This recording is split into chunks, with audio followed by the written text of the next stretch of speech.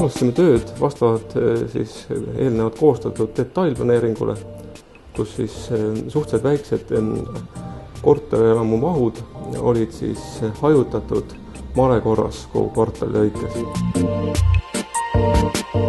Arendaja soov oli teha võimalikult ratsionaalne lahendus, võimalikult odav, nagu see moodsal ajal on kombeks.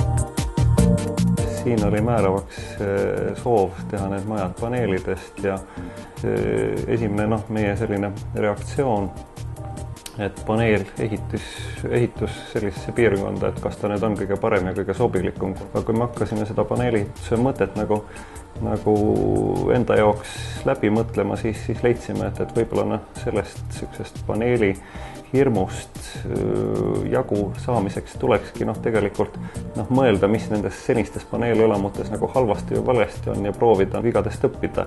Mõte oligi selles, et seda paneeli rustikaalset või natuke sellist bravuurset seda välisilmet, et seda me ei pea püüdma paneeliselt peita.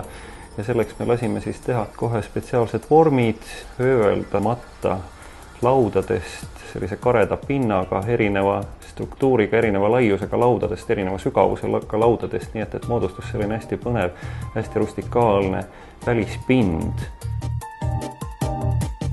Ja teine asi, mis meil algselt mõtteks oli see, et me tahtsime, et need betoonpaneelid oleksid sellised heledad.